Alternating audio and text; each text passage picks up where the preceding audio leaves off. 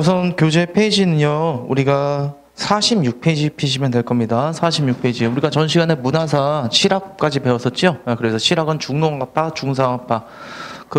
거기는 시험 문제 많이 나오니까요, 기억 다시 한번 봐두시면 되겠고, 나중에 문제 풀이 보다 보면요, 중농학파, 중상학파 실학자는 계속 나올 겁니다. 그래서 그렇게 잘 봐두시고, 그 다음에 이제 우리가 역사서 들어가려고 하거든요. 근데 역사서 보기 전에 우선 46페이지 잠깐 보세요. 우선 삼국의 역사서는 잘 나온다, 안 나온다? 안 나옵니다. 알겠죠? 웬만해서 그런 것들이 있었다. 그래서 삼국 역사서는 다시 한번 복습합시다. 역사서 하면 이렇게만 기억하면 돼요. 고구려만 유기와 신집이 있었고 백제와 신라는 전성기 때 만들어졌다는 거. 그 왕의 업적과 더불어 싸웁니다. 백제 근초왕 때 근초왕의 업적과 더불어서 서기 편찬 이런 식으로. 그다음에 신라 당연히 뭐더라, 화랑도를 국가주지로 개편하고 한강 유역을 정복했던 진흥왕 때 국사란 게 만들었다. 그렇게만 해두시면 되겠습니다. 되겠죠? 그다음에 통일신라 때는 뭐더라?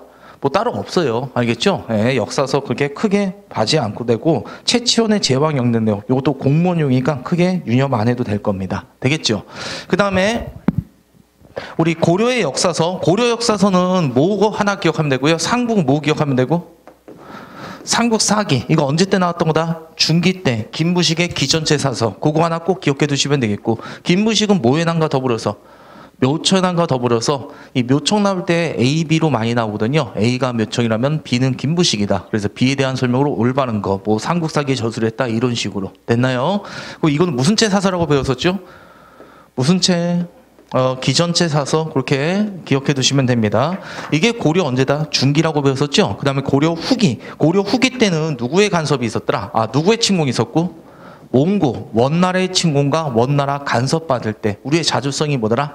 손상될 때. 그래서 우리의 무슨 성을 높이기 위한? 자주성을 높이게 한 사서. 알겠죠? 중요한 건 몇 개? 3개. 굳이 하나 더하면 4개가 있더라. 그렇게 기억하면 되겠습니다. 이규보의 고주몽을 했던 거, 동명, 왕편, 그거 기억해 두시면 되겠고요. 그 다음에 각훈의 해동 고승전, 누구의 고승? 우리나라 고승들. 그 다음에 일연의 유명한 무슨 유사? 삼국 유사. 그 다음에 이승우의 제왕 운기. 되겠죠? 그래서 우리 고려 후기 때는 자주적 사서들 그렇게 해서 고려 역사서를 머릿속에 기억 잘 해두시면 되겠습니다. 시험 문제는 당연히 뭐더라? 요거 물어본다는 거 알 수 있겠고, 조선 전기 때 역사서 많이 물어본다?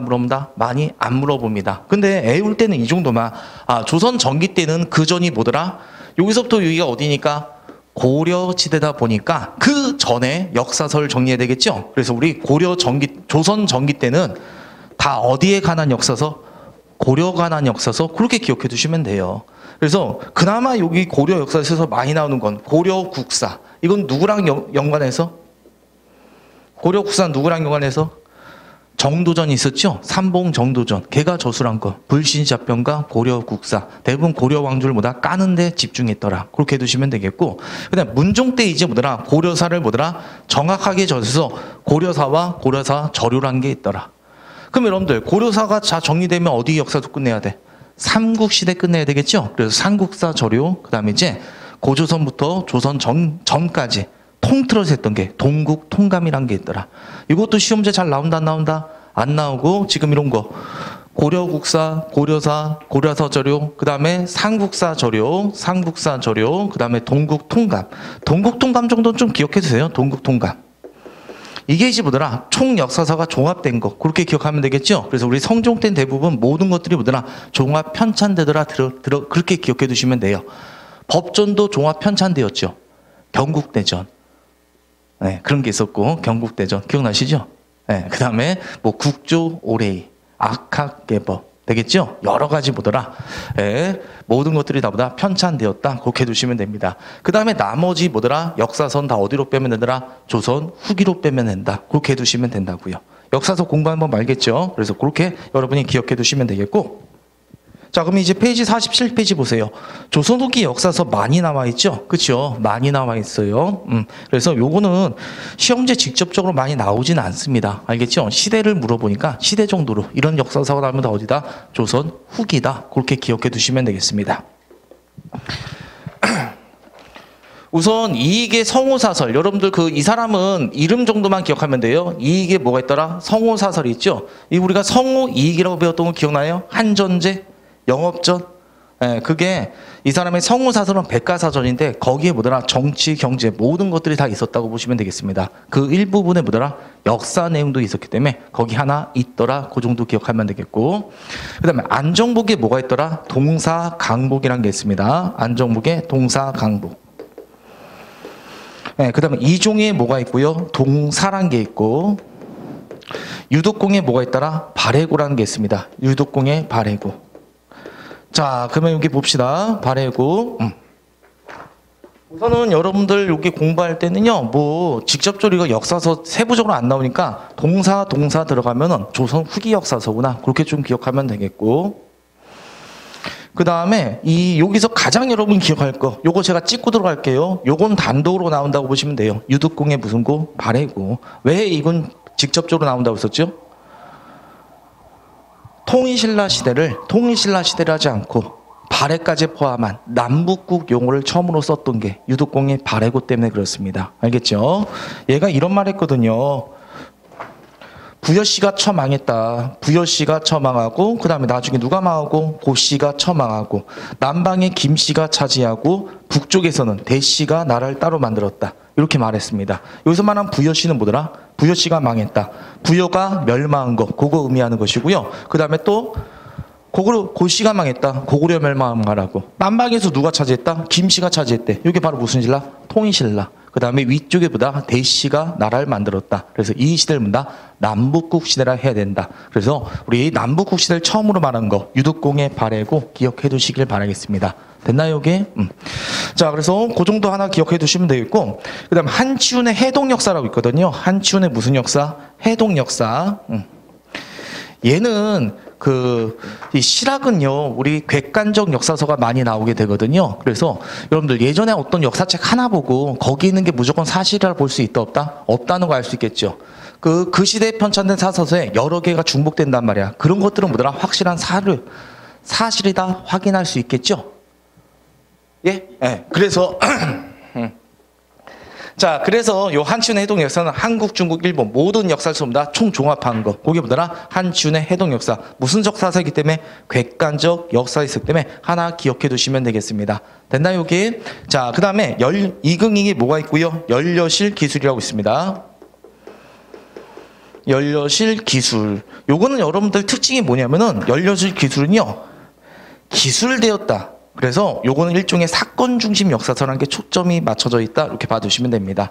예를 들어서 뭐 사화가 일어났다. 그 사회 처음부터 끝까지 모든 거 사건 중심의 역사서. 그걸 뭐더라? 연려실 기술. 체제는 뭐더라? 기사 본말체, 이렇게 말하게 됩니다. 페이지 47페이지입니다. 페이지 47페이지. 지금 쭉쭉 들어만 보세요. 알겠죠? 자, 그 다음에 김정우라고 있거든요. 추사 김정희. 추사 김정희에 또 뭐였고요? 금석과 알록이라고 있습니다. 금석과 알록. 추사 김정희는요, 추사체로 유명하거든요. 예를 들어서 이게 제 글씨 좀 특이하죠. 그렇다고 이걸 이진우체 그렇게 말하지는 않습니다. 우리가 뭐 동국진체라던가 석봉체라던가 어떠한 체제가 나오죠. 그러면 그 이전의 모든 글자설을 다 통달해야 됩니다. 그래서 추사 김정희체는 뭐 글씨로 따지면 막 이렇게 써요, 한자를. 글씨가 되게 뭐더라? 추상적인데요. 그럼 이 사람 뭐더라? 그 한석봉 있죠. 한석봉 글씨는 완전한 프린트한 것처럼, 진짜 무슨 인쇄로 찍어낸 것처럼 아주 깔끔합니다. 그럼 추사 김정희는 그 한석봉체도 흉내낼 수 있어요. 그러니까 기존의 모든 서체를 다 벗어나서 자기만의 독자적 서체를 만들어야지만 진짜 자신의 서체 이름이 붙는다고 보시면 되겠습니다. 그러니까 한문학이 뭐더라? 서예가의 대가가 추사 김정희가 되겠습니다. 그래서 이 사람은 어떠한 딱 비석을 보죠. 그러면 그 비석의 글씨체를 보고 이거 이 당시에 유행했던 글씨체다. 이걸 다 알아맞힌단 말이야. 근데 어떤 비석이 있어. 비석이 있는데 막 기록돼 있단 말이야. 근데 이게 삼국시대 때 비석이라고 하는데 글꼴은 뭐더라? 고려시대 때 유명한 글꼴로 돼 있는 거야. 그럼 이건 진짜다면 가짜다. 가짜라는 거 알 수 있겠죠. 그래서 이걸 뭐더라? 금석. 이 비석을 뭐더라? 진짜인지 아닌지 구별해내는 능력이 있다고 보시면 됩니다. 그게 바로 뭐다? 금석과 알록이 되겠습니다. 혹시 세한도라고 모르시나요? 세한도? 한 초가집에 허름한 뭐더라? 소나무 하나 있고, 그 세한도, 또 이게 화가로도 유명했던 게 추사 김정희가 되겠습니다. 이따 그림 나오면 그때 말씀드릴게요. 자, 그래서 제가 이렇게 많이 말했는데, 그냥 제가 지금 말씀드렸습니다. 여기서 시험제 역사서 하면 가장 많이 나온 게 어디더라? 단독으로 많이 나온 건 고려시대 역사서. 조선 전기 때는 다 뭐더라? 고려자 들어가면 되고 나머지는 다 뭐더라? 조선 후기가 되더라. 그렇게 기억하면 되겠고, 조선 후기 때는 특이한 체제가 많이 나오거든요. 이게 무슨 체라고 하더라? 봉사강목 강목체라고 합니다. 무슨 체? 강목체. 요건 뭐냐면은 강과 목으로 나서, 여러분들 삼국지는 다 알고 있죠? 그냥 이렇게 하자. 우리나라 후삼국 때 배웠잖아. 왕건도 있고 궁예도 있고 견훤도 있었잖아. 여러분이 있을 때 정통성 있는 새끼 누구예요? 궁예? 아니면 견훤? 아니면 왕건? 왕건이 되겠죠. 그럼 왕건이를 보다 강으로 적는 거예요. 나머지 견훤과 누구더라? 궁예 같은 놈은 목에다 집어넣어요. 하면 정통성 파악하기 좋은 게 무슨 체다? 강목체라고 합니다. 됐나요? 그 다음에 아까 지금 요거 말한 거 기술, 이건 무슨 중심? 사건 중심의 역사사라고 썼죠? 기사 본발체라거든요. 그거 따라 외우지 말고 이런 특이한 체제가 나온 건 다 조선 후기다. 그렇게만 해주시면 된다고요. 그 다음 한치훈의 해동 역사 뭐더라? 여러 가지 사료를 뭐더라? 집대성했더라. 그렇게 기억하면 되겠고, 그 다음 이 사람은 한번 이름 들었으니까 까먹지 않겠죠? 조선 후기 때 사람들이다. 그렇게 여러분들이 그 정도만 알아두면 문제는 크게 어렵지 않을 겁니다. 자, 이제 저랑 같이 한번 줄 쳐볼게요. 자, 이익의 성우사설 있죠? 그냥 이익 줄 치고 성우까지만 줄 치세요. 성우, 이익, 그 정도 실학자니까. 그 다음에 안정목의 동사강목 줄 치고 강목체까지 줄 쳐놓으면 될 거예요. 안정목의 동사강목, 강목체까지. 그 역사서 주체체는 46페이지에 기록되어 있습니다. 알겠죠? 그건 참고용으로 여러분이 봐주시면 돼요. 그 다음에 이중의 동사 줄 치면 되겠고, 여러분이 꼭 좀 기억할 거, 유독공의 무슨 고? 발해고, 무조건 암기. 그 다음에 이경잉에 뭐 있더라? 연려질 기술, 기사 본말체. 꼭 좀 기억. 한치훈의 해동 역사 줄 치고 김종의 금속과 앙로, 이렇게 봐두시면 돼요. 그래서 무슨 비를 증명했다고 나와 있으죠? 북한산 순수비, 요게 진흥한 순수비임을 입증했던 게 있더라? 김정희가 되더라. 그렇게까지만. 됐나요? 단독으로 문제 나온 적 많이 있다 없다? 없으니까 문제풀이는 놔두고 계속 진도 나가도록 하겠습니다. 정리됐나요? 여기까지? 자, 그 다음에 조선시대 역사서 건너뛰고요. 지도와 지리지 있죠? 거기 지도 봅시다. 자, 여러분들 지도와 지리지 조선 전기는 제가 말씀드렸고요. 조선 후기 때, 자, 하나 줄 쳐놓으면 돼요. 정상기의 동국지도 건너뛰고 김정희의 뭐 있더라? 대동여지도. 그 정도 기억하면 됩니다. 자, 김정희의 대동여지도는요, 딱 이 정도만 설명할게요. 오늘날 현재 지도랑 구분해서 차이점이 없을 정도예요. 네. 그 정도로보다 완벽한 뭐더라? 지도가 김정호의 대동여 지도가 되겠습니다. 그리고 목판으로 돼서 대략 인쇄가 가능하게 돼요. 크기도 이 칠판만 해요. 엄청나죠? 그리고 접었다 펼다 할 수 있게. 일부러 이렇게 접었다 펼다 이렇게 했어요. 그리고 어디 지역 가면 그 지역을 접어갖고 펴갖고 그 지도 보면 되겠습니다. 그리고 심리척이라고 하거든요. 점을 2개 찍어요, 이렇게. 알겠죠? 네, 그러면 이제 뭐더라? 요 점 2개가의 거리가 뭐더라? 4km다. 이렇게 알 수 있다고 보시면 됩니다. 거리도 알 수 있어요. 그리고 최초로 또 기호도 사용해요. 기호. 법례 있잖아요. 학교나 절이라던가 이런 것들. 그런 걸 최초로 사용했습니다. 대단하죠. 그 다음에 또 배가 다니는 길과 배가 안 다니는 길, 그런 것까지. 완전 지도 오타쿠. 그렇게 기억해 주시면 됩니다. 그래서 이게 김정우가 혼자서 만들었다고는 이게 말이 안 된다고 하더라고요. 엄청나게 방대한 지도다 보니까. 그래서 아마 돈이 많아가지고 이제 지도 오타쿠다 보니까 이제 사람들 사서 돈을 준 다음에 전국에 뿌려갖고 자신이 종합한 거 아닐까. 그렇게 우리가 많이 유추한다고 합니다. 대단한 지도죠. 자, 그래서 김종우의 대동여 지도, 지도 오타쿠 그렇게 기억해 두시면 되겠고, 하나 줄 쳐놓고요. 김종우의 대동여 지도, 조선 어디더라? 후기라는 거 알 수 있겠죠? 그래서 이 조선 후기 때 지도는 특징이 뭐예요? 여러분이 봤을 때 김종우는요, 국가 통치를 목적으로 이 지도를 만들었을까요? 아니면 개인 실생활을 위해서? 사람들의 일상생활을 위해서. 알겠죠? 그래서 만들었던 게 또 특징이 되겠습니다. 그 전까지 지도는 다 뭐더라? 국가 편찬이라고 보시면 돼요. 국가가 자기 나라를 다스리기 위해서, 이에 반해 김정희 뭐더라? 일상 개인들의 생활을 위해서 만들었던 게 대동여 지도가 되겠습니다. 이 정도 기억하면 되겠고, 자, 네, 역사 지리지라고 나오거든요. 역사 지리는 그거예요. 역사 지리지는 우리 역사부도라고 여러분 알고 계시나요? 고조선의 영역이 우리가 어디 있다고 배웠었다? 대동강 이북 지역부터 요령과 만주 일대. 이게 바로 뭐더라? 고조선의 영역이다. 되겠죠? 삼국시대는 지도가 또 달라지는 거 알고 있죠? 그걸 역사 지리지라고 합니다. 그런 것들도 이제 만들어졌더라. 그렇게 두시면 되겠고, 그 역사 지리지는 여러분들 한벽겜의 동국 지리지 건너뛰고, 신경준의 강계고 건너뛰고, 그거 줄쳐요. 여러분이 알고 있는 사람 다산 누구 있더라? 정약용 그 정도. 아방 강역고. 아방이 뭘 말한다? 우리나라를 말합니다. 알겠죠? 강역은 영토를 말하는 거예요. 우리나라 영역이 역사적으로 어떻게 변화해 왔는지 일종의 뭐더라? 역사 지도. 그게 뭐더라? 아방강역고 이렇게 봐두시면 되겠습니다. 우리 정약용 하면 뭐 기억하죠? 여전제, 정전제 기억나시죠? 목민힘서도 기억나시나요? 지방간 위한 거 더불어서 이제 모두 기억하면 된다. 아방강역고도 같이 기억해 두시면 되겠습니다. 그러니까 천재지요. 이 사람 지리서도 있고 그다음에 뭐더라? 통치체제서도 있고 그다음에 또 뭐더라? 토지개혁도 있고 그다음 나중에 뭐더라? 의서도 있고요. 거의 천재격. 이게 다산 정약용이 되겠습니다. 자, 그다음에 인문지리지라고 나왔죠? 인문지리는 여러분들 하나만 줄쳐놓으면 돼요. 이 중 안에 무슨 지가 있더라?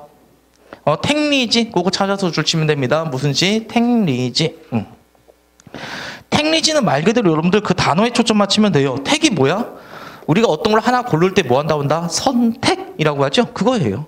자신이 살 집이 있죠. 알겠죠? 가거지라고 하거든요. 자신이 살 집을 뭐더라? 선택하는 지다. 그래서 택리지 이렇게 말합니다. 일명 가거지의 기준을 말했다고 해요. 여러분이 요즘에 이제 아파트 살려고 하면 어떤 거, 뭘 고려할 거예요? 아파트를 하면 돈 먼저 고려해야 될 거 아니야? 돈이 있어야지 뭐 땅을 사지. 그렇죠? 그 다음에 교통 봐요, 안 봐요? 당연히 교통이 제일 우선이잖아. 그 다음 그 지역에 뭐더라? 분위기 봐야 되겠죠. 그 마을의 분위기, 사람들의 마음가짐, 인심 이런 것도 보게 되고요. 경치 좋아요? 경치까지도 봤다고 해요. 산수 이런 것들. 그래서 돈을 뭐다? 생리, 이윤이 나눈 곳. 그 다음에 뭐다? 교통 같은 게 또 같구나. 그 다음에 임심, 삼수. 그 다음에 그 당시 뭐더라? 풍수. 풍수지리도 뭐더라? 그 당시엔 중요했기 때문에. 그래서 네 가지의 기준을 맞던 게 이 중 안에 택리지. 이것도 뭐더라? 국가 통치가 목적이라면 개인 실생활. 개인 실생활. 그래서 너네가 집을 살 때는 이 네 가지를 고려해라. 그렇게 했던 게 바로 이 중 안에 택리지가 되겠습니다. 그래서 오늘날 봐도 되게 재밌다고 하더라고요. 오늘날 봐도 손색이 없을 정도로 재밌는 게 이 중 안에 택리지가 되겠습니다. 자, 정리되셨나요? 옛날에 내가 고등학교 1학년 가르치는데 어떤 지리 선생님이 내신 시험 문제 이 중에 택리지를 발치서 내더라고요. 목동이니까 양천구, 양천구의 현에 대해서 이렇게 막 발췌해가지고. 지도 오타쿠놈들 되게 많더라고요. 자, 그래서 쓸데없는 얘기 했고. 자, 그럼 여러분들 크게 어려운 거 없죠? 지도는 어떤 거? 김정호 정도 상식으로 알아두면 되고, 그 다음에 역사지리지에서 뭐더라? 정약용 정도 기억하면 되겠고, 그 다음에 우리 인문지리지. 인문지리지 뭐더라? 사람과 자연의 이제 살 곳을 정한 거. 이 중 안에 뭐가 있더라? 택리지. 다 조선 언제더라? 후기 때 실학적 경향이 반영된 거. 실생활 위한 거니까. 그렇게 이해해 두시면 됩니다. 자, 그래서 우리 그냥 상식이 많이 늘어났다. 그렇게 해두시면 될 겁니다. 자, 그 다음에 이제 페이지 48페이지. 자, 지금 막 책들이 많이 나오고 짜증나는데 그냥 그건 시대만 구분하면 돼요. 그래서 제가 지금 딱딱 찍어드리는 거 그 정도만 봐두시면 될 겁니다. 자, 우선 여러분들 언어 있죠. 한글 창제는 우리가 전 시간 했잖아. 알겠죠? 그 다음 오른쪽 봐봐요. 신경준의 훈민정음 문의, 이봉의 고금성리, 유의 업문지. 요것들 다 뭐더라? 언어와 관련된 거죠. 언어와 관련된 책들. 조선 전기 거다 아니면 후기 거다. 후기 거. 그렇게 빼면 돼요. 마무리 되셨나요? 그래서 이건 뭐더라? 묶어버려요. 그냥 줄치지 말고 묶어버리고, 아, 이거는 시대가 어디더라? 조선 후기구나. 그렇게만 딱 해두시면 되겠습니다. 자, 우리 여러분이 암기할 거 무조건 3개. 뭐 기억하더라? 법전 3개 기억하면 됩니다. 알겠죠? 성종 때 무슨 대전? 경국대전 줄쳐져 있죠? 그 다음에 이제 우리 조선 후기 때 영조가 만들었던 거 경국대전 2탄이다. 무슨 대전? 속대전, 정조의 뭐더라? 대전, 통편. 지금 딱 3개 기억 잘하면 되겠습니다. 자, 그래서 여러분들 거기 3개 줄치세요. 경국대전, 그 다음 영조 때 무슨 대전? 속대전. 여러분들 영조가 지은 건 다 뭐가 들어간다고 우리가 배웠습니까? 속자가 들어가는 거 기억나죠? 속, 오레이. 됐나요? 그 다음에 또 뭐더라? 속대전. 이런 것들은 다 뭐더라? 영조 때. 대전, 통편 줄쳐놓고요. 그 밑에 대전 회통은요. 회에다 줄쳐볼래요? 회. 대전 회통에 희응자 들어가죠? 흥선대원 때. 그렇게 기억해 두시면 될 겁니다. 알겠죠? 그래서 대전 통편과 대전 회통. 단어 하나 갖다가 차이가 나니까요. 그 정도만 여러분이 구분하면 되고, 중요한 건 법전 몇 개가 되더라? 3개가 된다. 그렇게 해두시면 되겠습니다. 윤리선 제가 전 시간 했어요? 안 했어요? 했죠. 그 다음에 병서 있죠. 병서는 그냥 건너뛰어도 될 겁니다. 자, 그다음에 이제 백가서저. 자, 백가서저는 그거 하나만 줄쳐볼래요? 이수광의 지복유술. 이 사람이 최초의 실학자라 평가받습니다. 그러니까 백과사전 어때요? 우리 실생활을 위한 거 모든 것들 보더라 객관적으로 서술한 것이죠. 그래서 실학의 선구자적 역할을 했다. 그렇게 평가받습니다. 그래서 그 우리나라 성경책 있지 않습니까? 그 성경책이 중국의 천주실이라고 있거든요. 이걸 처음으로 소개시킨 게 이수광의 지복유술이었습니다. 단독 나오지 않고요. 자, 요 정도만. 지금 우리가 배우는 건 이제 다 뭐더라? 백과사전인데 백과사전 다 조선 전기 때 나왔다면 후기 때 나왔다.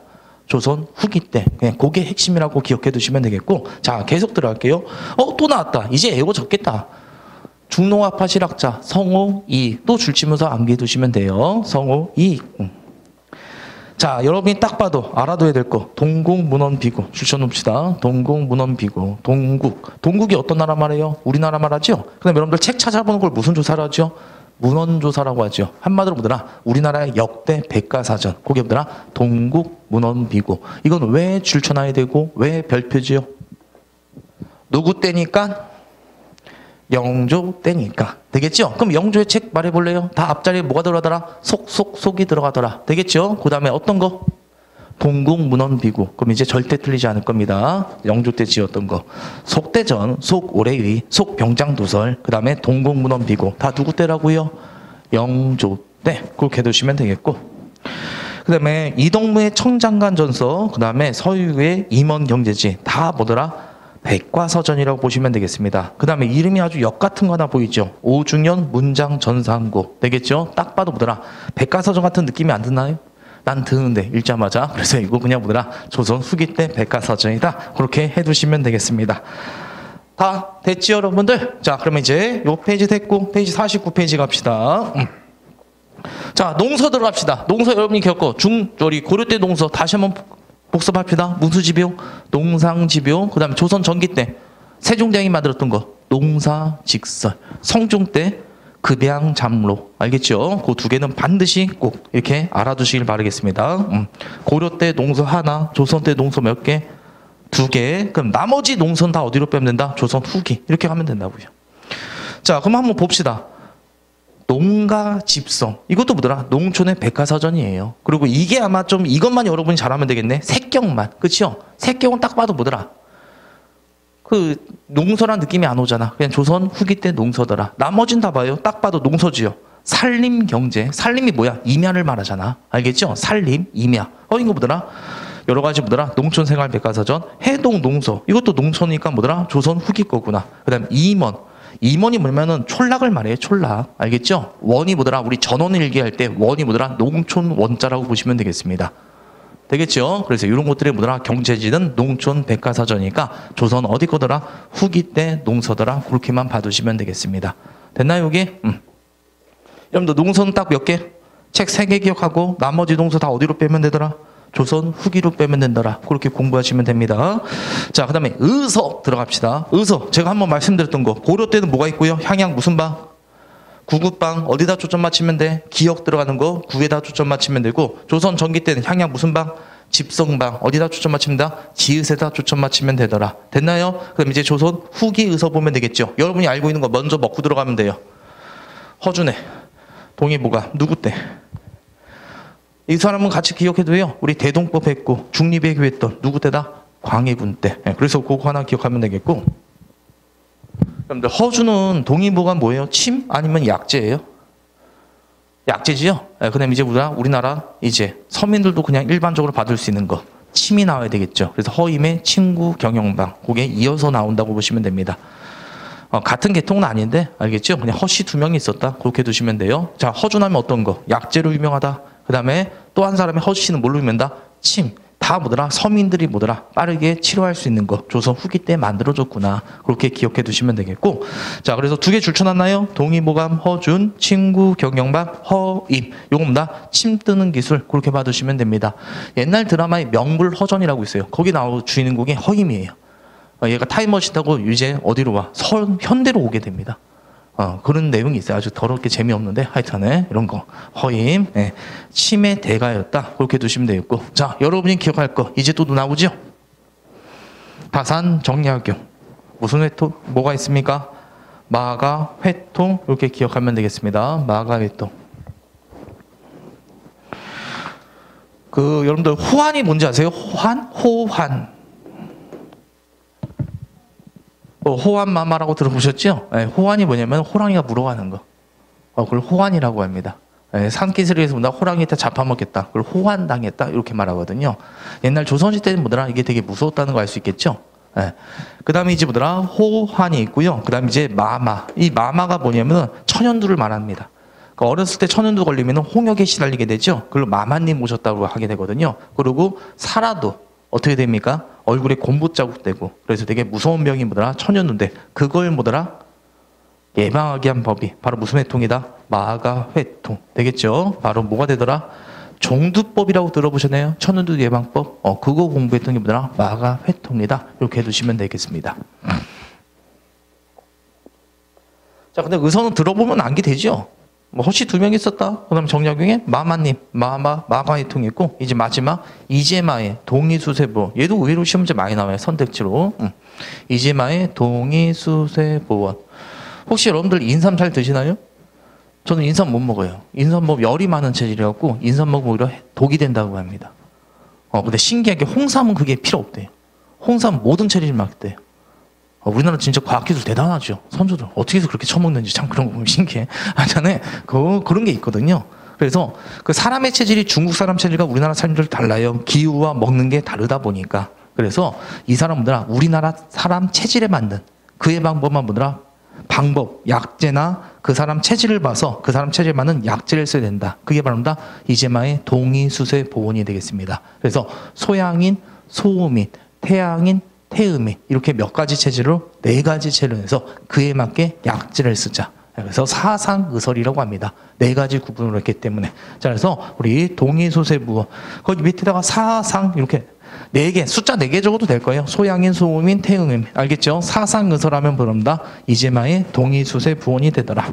자, 그러면 의설은 우리가 이렇게 한 번만 쭉 들어봤으면 됐겠죠, 여러분들? 네, 다 됐고. 지겹다. 자, 그다음에 우리 과학기술 들어갑시다. 여기서부터는 진짜 시험지 많이 안 나오니까 쭉쭉쭉. 다 끝났어요, 여러분들. 진짜 다 끝났으니까 조금만. 우선 천문학 있죠. 천문학의 조선 후기 때는요. 거기 나온다는 거 기억하면 돼요. 지전설. 알겠죠? 김성무가 홍대용의 지전설. 김성문도 있고 또 누가 있어요? 여러분 한번 배웠을 건데 홍대용 들어보셨죠? 중상학파 실학자. 얘가 뭐다? 의산분답에서 지구는 둥글다 주장했더라. 그렇게 두시면 되겠고 김유의 시연력 꼭 암기. 자, 역법은 나오자마자 여러분이 보더라. 어느 시대인지 알아맞히면 됩니다. 한번 해볼게요. 칠정산. 조선 언제더라? 전기. 그렇게만 맞히면 돼요. 됐나요, 이게? 그 다음에 또 어떤 거? 역법, 수시력. 수시력 나왔다. 고려 때. 거기 역법 나와 있잖아요. 딱 저 보이죠? 당나라의 선명력이라던가 원나의 수시력을 차용했던 건 뭐더라? 고려 시대가 되겠고. 우리나라의 독자적 역법이 무슨 산? 칠정산. 됐나요, 여러분들? 조선 후기 때는 뭐가 있더라? 김유의 시연력이란 게 있더라. 그래서 여러분이 기억할 건요. 시연력 정도까지만 더 봐두시면 될 겁니다. 자, 그다음에 이제 수학 들어가죠. 수학 안 나와요. 수학 안 나오니까 건너뛰고. 그 다음에 인쇄술과 제주술이라고 있죠. 인쇄술과 제주술에서는 그 정도만 줄치면 돼요. 우리가 예전에 했었다. 이게 또 태종 때 개미자, 세종 때 갑인자. 기억나시나요? 요거 다시 한번 여러분이 기억해 두시면 되겠고. 네, 무기와 기타는 거의 안 나온다고 보시면 되겠습니다. 이 정도 해두시고. 그 밑에 서양 문물과 외국인 있죠. 외국인 의외로 2명 시험 문제 잘 나와요. 2명 줄쳐봅시다. 베텔 브레이 줄치고요. 하멜. 이름 정확히 몰라도 돼요. 그냥 베텔 브레이라는 새끼가 있더라. 이 새끼 나중에 이름 바꿔요. 뭐라고? 우리나라에서 정착하면서 박양으로 이름 바꿉니다. 그래서 우리나라 훈련도감에서에서 총포술과 대포술을 알려줬던 네덜란드 놈입니다. 네덜란드 인간인데 우리나라 사람이 그냥 토착화 돼버려요. 우리나라 살기 너무 좋대. 그래서 이름도 바꿔. 가정도 꾸려. 애들 뭐나 7명의 자녀 낳았더나? 그런 식으로 뭐다 계속 눌러 살았던 게 바로 박양이 되겠습니다. 되겠죠? 그 다음 나중에 효종 때 있죠. 효종 때 이제 요 놈이 와. 누구? 하멜이라는 새끼가 와. 하멜. 요 새끼도 또 똑같이 보다 네덜란드 인간이거든요. 근데 이 새끼는 원래 일본에 가려다가 표류돼서 도착하게 됩니다. 우리나라에. 통역할 수 있잖아. 누가 있기 때문에 우리는. 박연이 있기 때문에. 통역을 해본 거지. 근데 어디 가려고 했냐? 일본에 가려고 했다. 저 새끼 일본 첩자다. 잡아놓으라. 그리고 바로 붙잡힙니다. 골 때린 새끼죠. 그래서 되게 표류됐다가 몇 년 끝에 또 의지의 네덜란드 인간이 탈출해. 탈출해서 일본 갔다가 다시 유럽에 가서 우리나라 사정을 기록한 문서가 하멜 표류기가 있습니다. 자, 그래서 얘네 2명 막 열심히 외울 필요 없고, 아, 조선 후기 때 네덜란드 새끼들 2명 왔다 갔구나. 그렇게 기억해 두시면 될 겁니다. 됐나요, 이게? 예나지금이나 동서교류는 계속 있어 왔어요. 우리 경주 때도 뭐더라, 로마 유리잔이 나왔다고 한번 말씀드렸는데, 그만큼 동서교류는 계속 있었다. 그렇게 두시면 되겠고. 솔직히 우리나라가 그래서 쓸데없는 얘기인데 그냥 들어봐요. 여러분들 명나라가 상선이 정화에 나면 뭐 이게 1405년에 배 2만 원 타고 유럽 갔다 왔거든요. 콜럼버스가 아메리카 대륙 발견했다는 얘기 들어봤죠. 콜럼버스 배는 이만했어요. 엄청나게 중국 기술이 훨씬 높았다는 거 알 수 있겠죠. 근데 이제 중국이 이제 세계사의 주도권을 빼앗긴 게 이 다음부터는 해금 정책을 해. 다른 나라랑 교류를 안 해요. 국수주의로 가버리는 거예요. 그래서 이제 뭐더라, 주도권이 유럽한테 가는 거예요. 그 나중에 청나라 오잖아. 이 말타는 새끼니까 받아주는 모르시오. 그러니까 이제 중국은 점차 낮아진다고 보시면 돼요. 근데 우리나라는 그러면 왜 갑자기, 우리나라도 원래 고려 때 병란도 있었잖아. 국제무역학 유명했잖아. 근데 조선 때 국제무역학 안 배웠었죠. 중국이 해금하니까 따라한 거예요. 그냥 아무 생각 없이. 그때부터 우리나라도 교류를 안 하게 되는 겁니다. 근데 일본은 뭐 했을까요? 교류를 한 거야. 그래서 일본은 뭐더라, 포르투갈 애들과 교류하면서 조총을 전래받게 되고, 이 조총의 상용화 된 게 바로 전국시대. 그 다음에 이제 임진왜란으로 이어진다고 보시면 되겠습니다. 그래서 계속 교류를 해야지만 그 나라가 발전하더라고요. 계속 교류 안 하고 정체되죠? 교류가 없으면 이렇게 쇠퇴하게 됩니다. 근데 우리나라가 진짜 웃기잖아요? 원래 되게 교류가 많았던 나라인데 그냥 중국 따라서 야 우리도 해금하자 그러니까 같이 있다는 거. 나만 재밌구나. 웃기잖아요. 되게 우리나라도. 그 이상하잖아. 통일시절 때 국제무역한 울산항도 있고 고려 때 병란도 있고 엄청나게 교류 많이 하다가 갑자기 중단된 게 아무 생각 없이 중화사상. 그래서 제가 성리학을 좀 많이 싫어하는 게 그것 때문에 그렇습니다. 그래서 유럽 애들이 놀란 게 이거예요. 또 이거 쓸데없는 얘기인데 화약 있잖아. 화약 누가 발명한지 알지요? 중국 애들이 발명했잖아. 근데 나중에 이제 뭐더라, 19세기 때는 유럽 애들한테 화약으로 많이 당하죠. 그러니까 중국 애들이 이 화약을 이제 무기 개발보다는 씨발 불꽃놀이 할 때만 많이 쓰고 그리고 개발 별로 안 하더니까 유럽한테 뺏기게 되는 겁니다. 웃기죠. 처음 발견한 건 중국 놈들인데 나중에 대포 기술 차이 때문에 이제 져버린다는 것 때문에 말씀드렸고. 나만 웃었고 50페이지. 자, 들어갑시다. 도자기 다시 한 번만 기억해요. 고려 때 뭐가 유명했더라? 청자 유명하고, 조선 전기 때 뭐더라? 분청사기. 16세기 때 뭐더라? 사림이 등장하면서 하늘으로 한 점 부끄럼 없다. 순수 모아놨다? 백자. 그 정도. 그 다음에 조선 후기 때는 그냥 백자에다가 뭐가 그려지더라? 그림이 그려지더라. 무슨 백자? 청아 백자. 그렇게만 해두시면 됩니다. 자, 그러면 여러분들 크게 어려울 거 없죠? 고려 때는 뭐가 먼저 나오고? 청자. 중국 기법이죠? 우리나라 기법 들어간 게 무슨 청자? 상감청자. 그래서 여러분이 유의할 거. 조선 전기 때, 15세기 때만 뭐였다? 원나라 가마기법만 던 분청사기. 회색깔 나오고, 그림에 여러분들 도자기에 물고기 그림 있죠? 그럼 무조건 분청사기 들어가시면 돼요. 됐나요? 여러분들 도자기 그림 나올 때 물고기 그림 있다. 그러면 15세기 때 무슨 사기더라? 분청사기. 그리고 백자는 여러분들 그냥 깨끗한 하얀색깔 나오면 그냥 백자라고 하면 되죠? 그 다음에 백자에 보더라 푸른색 그림이 있다. 그러면 청아백자, 조선 후기구나. 그렇게 두시면 되겠습니다. 청이 무슨 청자? 푸를 청자가 되겠습니다. 음악 안 나와요.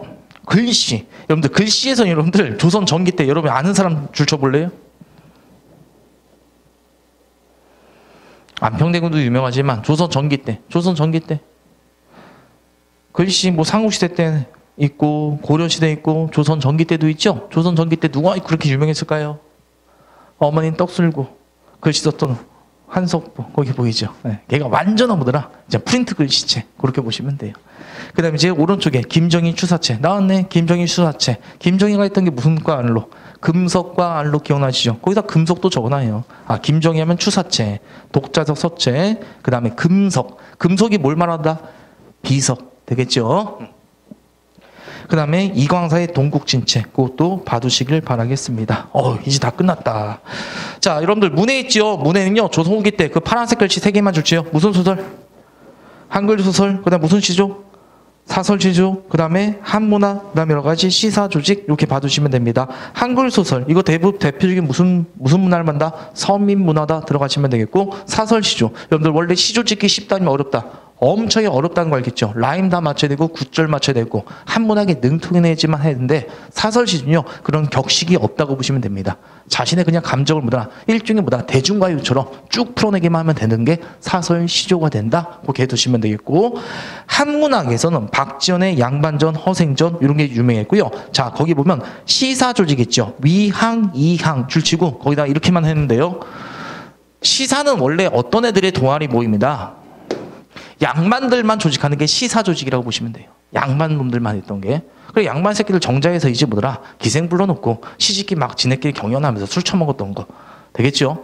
근데 이제 누구들이 중인 계층들이 조직한 게 위항문학이라고 합니다. 그러니까 이것도 이제 무슨 문화더라 양반만 향유했던 문화가 이제 뭐더라 점차 대중화되고 있다는 걸 알 수 있겠죠. 일종의 뭐더라 신분제도가 변동되는 그 당시 사회상을 반영한 거다. 그렇게 해두시면 되겠습니다. 합은 다 됐고 그 다음에 52페이지 불상도 우리 고려 때까지만 배웠으면 됐고 53페이지 이제 그림만 보면 되겠네요. 자 조선 후기 그림으로 갑시다.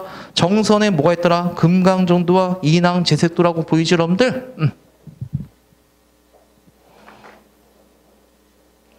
그걸 무슨 산수라고 하더라? 이렇게 말해요. 무슨 산수와? 진경산수와 그렇게 말해요. 진경산수와 되겠죠? 이 진경산수의 대가가 누구더라? 정선이 되겠습니다. 그럼 그 전까지는 뭐였다? 중국의 뭐더라? 산천을 상상으로 그렸단 말이야. 골 때리는 놈들이죠? 중국을 너무 좋아하다 보니까. 근데 이제 뭐더라? 우리나라 진짜 경치를 보고 그리자. 그래서 정선의 인왕제석도 경북궁 뒤편에 있는 산이 인왕산이 되겠습니다. 그래서 지금 그림이 좀 흐리멍텅한데 이게 안개 낀 모습을 그려낸 거예요. 자신 친구가 그 병들어 누웠던 거야. 그래서 그 친구 위로해주기 위해서 이제 인왕산에 안개가 거치는 것. 그 장면을 딱 포착해서 그렸다고 합니다. 그러니까 너도 보다 안개가 거치듯이 병세도 빨리 거쳐서 훌훌 털고 일어나라. 그런 입장이었던 게 정선의 인왕제색도가 되겠습니다. 나중에 인왕산 보면요.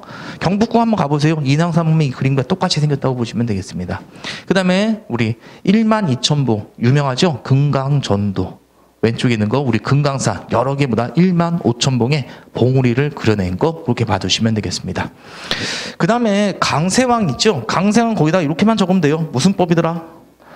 동양에는 없는 기법이 있거든요. 화법에 그게 뭐더라? 원근법. 멀리 있는 건 뭐더라? 적게 그리고 가까이 있는 거는 크게 그리면서 그 거리감을 뭐더라? 조성하는 거. 그 그림법은요 서양에서 들어왔다 보시면 됩니다. 그래서 강세왕 뭐더라? 원근법을 적용해서 만든 게 바로 뭐더라? 영토동 구도 이런 게 있고요. 그 다음에 이제 조선 후기 때는요. 이제 우리 모순화도 나오더라. 사람들의 일상, 그치요? 모습을 그린 풍수가, 풍수의 대가. 이건 내가 설명 안 해도 될 건데 김정우와 누가 있더라? 신윤복가. 그 다음에 김홍도가 유명하더라. 김홍도는 뭐더라? 익살그럽게 일방 서민의 모습을 많이 그렸고 그 다음에 우리 신윤복은요. 그죠? 야한 그림 많이 그렸죠? 부녀자의 사랑. 애정 이런 것들을 많이 그렸던 게 신윤복 이렇게 봐두시면 됩니다. 자 그다음에 오른쪽에 그 민화 있죠? 민화 누가 그린 거다? 서민들이 알겠죠? 서민들이 길흉화보 좋은 것을 뭐더라 받아들이기 위해서 그려낸 거 이게 민화가 되겠습니다.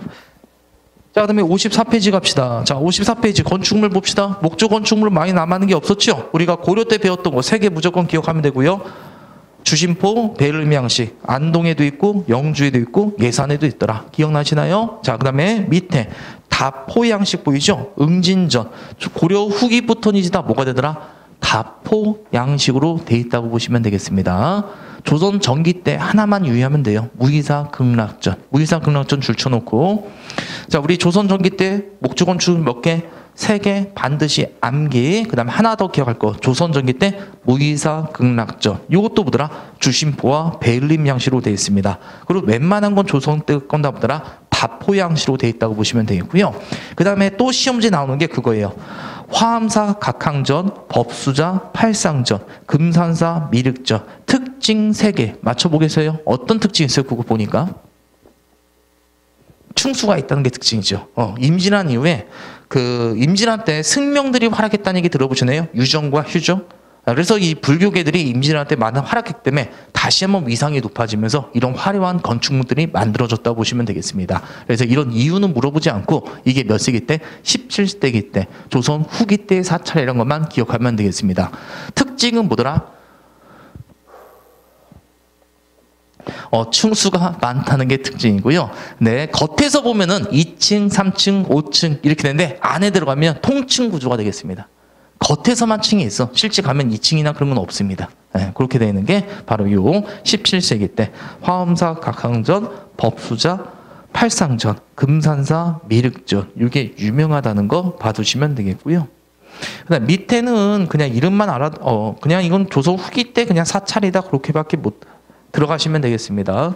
논산, 안성, 부안에 있는 거 지명만 기억해 두시면 될 거예요. 뭐 무슨 사찰까지는 안 해도 되고요. 이 사찰 주고 이거 조선 전기냐 후기냐 그딴 식으로 안 나옵니다. 지금 제가 말하고 있죠. 고려 때 몇 거? 3개. 그다음 무이사 극락전. 그다음에 통층 구조로 돼 있는 거. 그거 조선 후기고. 나머지 사찰 몰라도 그냥 답은 맞힐 수 있게 나오니까 그렇게 두시면 될 겁니다.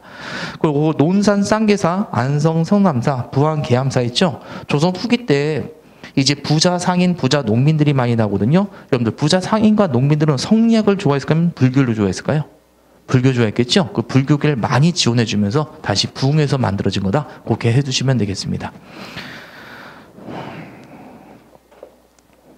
불교도 돈 많이 받아요. 시주 많이 들어오니까. 네. 이제 다 끝났네 진짜. 요즘에 불교 사찰은 그거 갖다 돈 벌더라. 대부분 불교 사찰이 산에 있잖아. 그러니까 이제 뭐더라 그 자기네 땅이 있잖아. 거기만 지나가도 통행세 받더라고. 그걸로 돈 많이 벌더라 걔네들. 그걸로. 땡준들이 돈 많이 이렇게 하면 안 되지.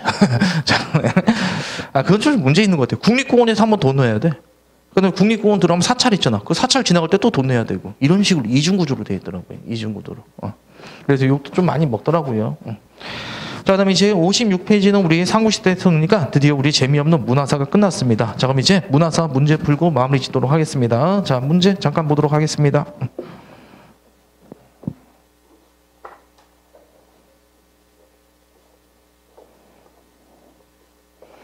그리고 복습할 때는 저랑 같이 이거 문제집에 있던 문제집 있죠? 그걸 순서대로 풀어봐도 되게 도움 많이 돼요. 대표 유형과 어려운 문제 다 갖다 놨기 때문에 여러분들이 문제 풀었던 것도 다시 보시면 나쁘지 않을 것 같고요.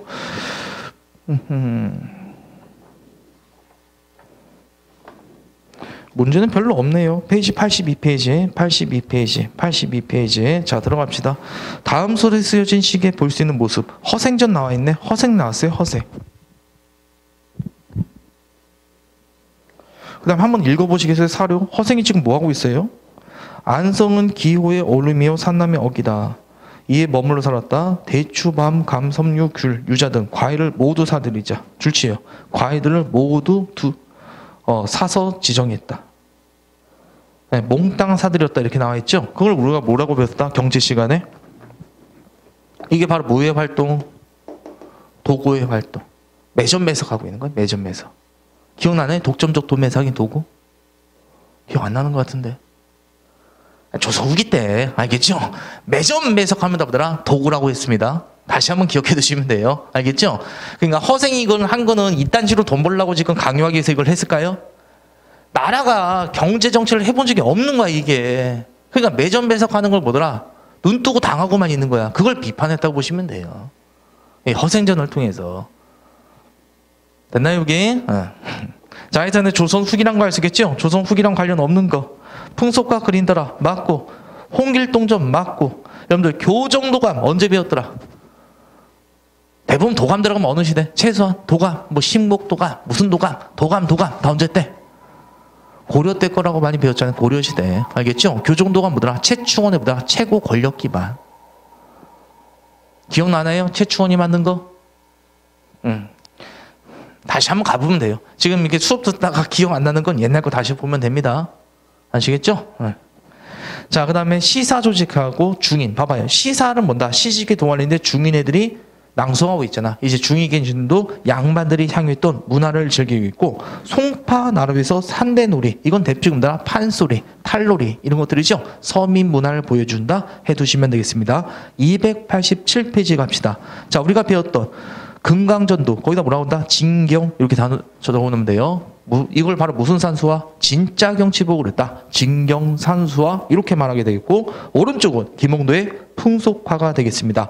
조선 후기 경제상으로 옳지 않는 거 이것도 다 심한 문제가 되겠습니다. 근데 그렇게 어렵지 않죠? 문화산업 시대를 물어보잖아. 이 시기는 조선 후기 아닌 것만 고르시면 되겠습니다. 모내기법 널리 실시되었고 우리 화폐는 무조건 기억하고 상평통부 무조건 기억해달라고 썼죠? 그 다음에 3번 병란도 이거 어디 거? 고려 때 거. 그래서 정답 몇 번? 3번. 네, 목화와 담배 상품작물 맞고 전육에 천육의 장시 맞다고 보시면 됩니다. 288번 들어갑시다. 가에 해당한 작품을 올바른 거 추사 김정희. 자 여러분들 추사 김정희와 관련된 거 이건 좀 어려울 수 있겠습니다. 우선 우리가 배웠던 거 들어갑시다. 1번 있죠. 우선 읽어봐요. 추사가 제주도에 유배상을 하던 도중 제자 이삭정이 청에서 귀한 책을 구해줬다. 그에 대한 답례로 준 작품이다. 한마디로 보다 유배지에 자신의 모습을 그려낸 겁니다. 느낌상 찾아낼 수 있을 것 같지 않아요? 1번 우선 뭐가 되고요? 신사임당 거 이렇게 되면 되고요. 2번 있죠. 2번 나도 몰라. 자, 그다음에 3번 있죠. 강세항의 영통구도. 그 다음에 4번은요. 정선의 인왕 제색도라는 거 우리가 봤던 그림이죠. 그래서 간단하게 정답 몇 번? 5번 이렇게 들어가면 돼요. 그 5번에 적어요. 세한도. 유명한 그림입니다. 그럼 우리 추사 김정희 하면 3개 기억하면 되겠네. 서해 가야 돼. 추사체. 그 다음에 역사책 하나 있었죠. 금석과 알로. 됐나요? 그 다음에 그림에 뭐 있더라? 세한도가 있다. 이렇게까지 기억해 두시면 됩니다. 세한도.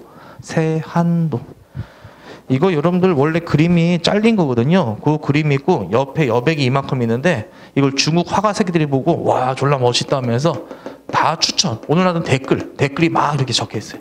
원래는 그 정도로 유명한 그림이라고 합니다. 우리가 봤을 땐 보다 낙서질한 것 같지만요. 걔네들이 봤을 때는요. 되게 그림을 잘 그렸다고 합니다. 자, 그다음에 289번. 다음 질문에 대한 댓글에 옳지 않은 거. 미나 그려졌다. 어이씨 분청사기. 우리 몇 세기 거라고 배웠다? 분청사기 15세기 이렇게 배웠었죠? 그래서 정답 몇 번 들어가면 됩니까? 2번 이렇게 들어가고요. 나머지 사설지도, 한글소설, 탄추리와 판소리 다 조선 어디가 되더라? 후기가 되더라. 그러니까 결국 여러분들 문화사는 제가 계속 말씀드렸다시피 뭘 물어보더라? 그 시대, 어느 시대인지 구분하는 거 그렇게만 여러분이 좀 봐두시면 되겠습니다. 자, 그래서 우리 문화사 끝났고 쉬었다가 우리 이제 재미있는 근현대사 들어가도록 하겠습니다. 10분 편히십시오.